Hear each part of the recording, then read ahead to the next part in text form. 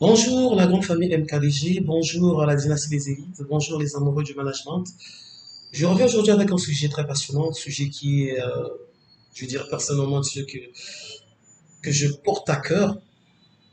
Nous allons parler aujourd'hui du CV, plus précisément du CV gagnant. Le CV gagnant, le CV qui perce, le CV qui décroche l'entretien. Donc, nous allons parler aujourd'hui du CV gagnant. Pourquoi parler du CV, l'importance du CV, l'impact du CV sur le processus du recrutement. Je suis Aimable Mitou, coach de carrière et fondateur du groupe MKDJ. Sur ce, on s'est dit, revenons donc sur notre terme de ce jour, le CV. C'est quoi le CV? À gauche, nous allons dire, bon, un CV, c'est juste un document dans lequel nous allons retracer notre parcours professionnel.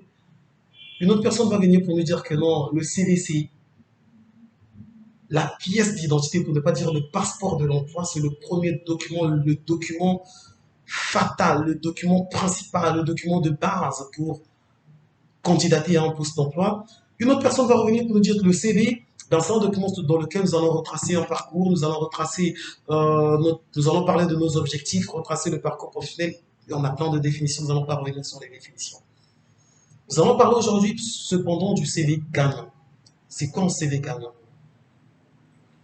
Un CV gagnant, c'est un CV qui cadre avec le profil du poste. Ah oui, c'est simple. Un CV gagnant, c'est un CV qui cadre avec le profil du poste. Qu'est-ce que nous entendons par cadre avec le profil du poste? Le CV, on ne l'envoie pas pour le plaisir d'envoyer un document. Il y a juste un poste, une vacature ou encore un poste d'emploi qui s'ouvre dans une structure et monsieur va se dire, bon voilà, j'ai un CV, j'ai un parcours, j'envoie mon CV. Donc la première des choses, est-ce que mon CV cadre d'abord avec le profil du poste? Que recherche l'entreprise? L'entreprise recherche un chef comptable. Je suis un comptable, d'accord. C'est une entreprise qui est dans le secteur, dans la convention collective du commerce, donc dans un secteur bel et bien prédéfini. Moi, j'étais comptable dans un secteur, je prends un exemple comme ça, dans la banque. Vous savez bien que dans les comptables dans la banque, dans un secteur comme les secteurs banques, ce sont des comptables qui ont à hauteur de 90% des tâches bel et bien remplies, parce que c'est déjà le secteur d'activité où la comptabilité est vraiment à une intensité très élevée. Donc, un comptable expérimenté dans un secteur, dans une convention collective des banques, peut occuper un poste, au bout de 2 ou 3 ans d'expérience, je précise, peut occuper un poste de chef comptable dans un secteur d'une entreprise qui est dans le secteur de commerce. Et bien là, vous allez me dire, comment se fait-il? Et pourtant, pour le secteur de vente, on parle de comptable expérimenté, ou le secteur de commerce chef comptable, qu'est-ce qui se passe? Et effectivement, le tout se joue dans le profil du poste. Sur nos vidéos antérieures, nous avons eu à parler déjà de profil de poste. C'est quoi un profil, le profil du poste? Et après, derrière, le CV, il est gagnant quand il cadre à hauteur de 70, voire 75% avec le profil du poste. Comment que le CV doit cadrer avec le profil du poste? Pour que le CV puisse cadrer avec le profil du poste, nous avons des critères, des éléments à respecter impérativement. Première rubrique, la civilité. Nom, prénom, adresse, nous savons pertinemment les éléments à mettre. Nom, prénom, adresse, situation matrimoniale, si nécessaire, mais ce n'est pas obligatoire. Ce qui est obligatoire, c'est le nom, prénom, l'adresse, le numéro de téléphone, l'email, quitte à mettre le compte Facebook. Ce sont des éléments qui sont importants. Tous les éléments qui peuvent permettre à votre prochain recruteur d'entrer en contact avec vous. C'est ce qui est important. Puis après, nous avons les prochaines rubriques. Cependant, les prochaines rubriques dépendront, permettez, impérativement du type de CV que vous êtes en train de mettre, de rédiger ou de mettre en œuvre. S'il s'agit d'un CV mixte, à ce moment donné, nous allons, après la civilité, atterrir systématiquement sur les différentes compétences que nous pouvons mettre en avant. Donc, ce que nous allons plus vendre, c'est nos compétences. N'oublions pas que l'attention du recruteur, elle est plus concentrée lors des 2 premières minutes de lecture.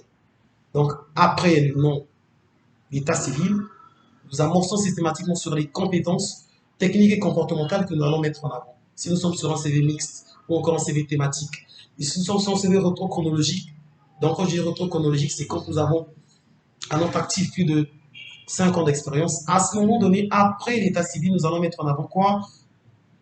notre expérience professionnelle. Donc, nous avons l'expérience professionnelle. Après l'expérience professionnelle, nous aurons le cursus scolaire, puis enfin l'expérience extra-professionnelle, avant d'ajouter enfin les autres informations. Expérience extra-professionnelle, parce qu'aujourd'hui, au 21e siècle, nous avons quand même ce monde professionnel et le monde extra-professionnel qui sont, je dirais, entrés à la limite près de s'entrecroiser.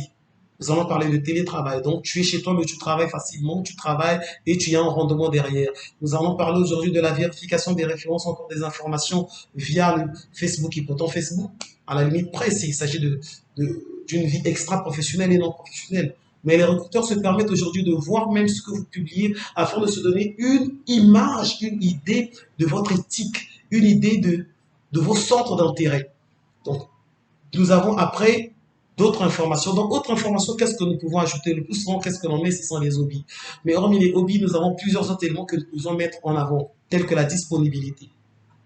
Je suis en contrat avec une structure, mais je sais très bien que non, pour cette structure, je suis un agent de maîtrise, j'ai 2 mois de préavis à respecter avant de démissionner. Donc, ma disponibilité, je pourrais dire que c'est entre 0 et 2 mois. 0, pas de disponible immédiatement si et seulement si je ne respecte pas le préavis. À ce moment donné, je me dois de payer le préavis, de payer mon ancien employeur, la période de préavis. Ou au cas contraire, s'il n'y a pas urgence, je peux respecter le préavis. Donc là, j'ai la disponibilité. Après la disponibilité, nous pouvons ajouter la mobilité dans notre information. La mobilité. Il y a certaines personnes qui sont prêtes à changer d'emploi, qui sont prêtes à commencer une nouvelle aventure avec une entreprise, mais avec des conditions bel et bien précises. Je travaille rien que dans la ville. Si hors de ma ville natale, c'est pas possible. Parce que j'ai peut-être des obligations extra-professionnelles, parce que j'ai peut-être ma famille à charge, parce que nous savons très bien qu'une famille à charge, quand il n'y a pas mariage, donc officiellement parlant, l'entreprise ne peut pas prendre la responsabilité. Parce que juridiquement parlant, conformément au code de la famille, il n'y a pas de lien. Donc c'est du concubinage, nous allons dire, ou encore vous êtes en union libre avec votre femme et que vous avez des enfants. Donc là, la charge vous revient. Et tout dépend encore, là encore, des entreprises, parce qu'il y a des entreprises qui peuvent se permettre de dire on prend en charge. Donc là, la mobilité, elle peut être limitée, elle peut être un frein à un certain niveau. Donc il faut quand même préciser dans autre information la disponibilité, la mobilité, les centres d'intérêt, et encore, si on peut ajouter le sport ou encore la vie associative. Ce sont des éléments qui sont très, très, très importants, qui permettent aussi aujourd'hui à un recruteur de se dire, cette personne que j'ai en face de moi, c'est une personne qui a un regard plus large, pas seulement, qui ne va pas seulement le monde professionnel ou encore son cursus, mais qui peut aller au-delà même des attentes du monde professionnel. Donc, qui a quand même cette ouverture d'esprit, comme nous savons pertinemment que les personnes qui ont une vie associative très active sont des personnes qui ont un mindset développé. Qui ont un mindset développé. Sur ce, on s'est dit, le CV gagnant doit cadrer avec le profil du poste. Le CV gagnant, ce n'est pas de mettre tout ce que j'ai eu à faire, non. C'est de mettre en avant des éléments qui riment avec les attentes du recruteur. Parce que le CV, c'est notre carte de visite. C'est notre passeport pour l'emploi, pour l'entretien d'embauche. Avant d'arriver à l'emploi, il faut impérativement passer par l'entretien d'embauche. Donc, pour l'entretien d'embauche. Sur ce, on s'est dit, nous vous invitons donc à vous rapprocher du cabinet MKDG pour maîtriser les principes d'élaboration d'un CV gagnant. Nous organisons des séminaires sur la rédaction précisément d'un CV gagnant et nous vous invitons à participer massivement à ces séminaires. Sur ce, ainsi dit, nous vous remercions pour votre attention et vous souhaitons une excellente soirée et un bon parcours professionnel. Ciao.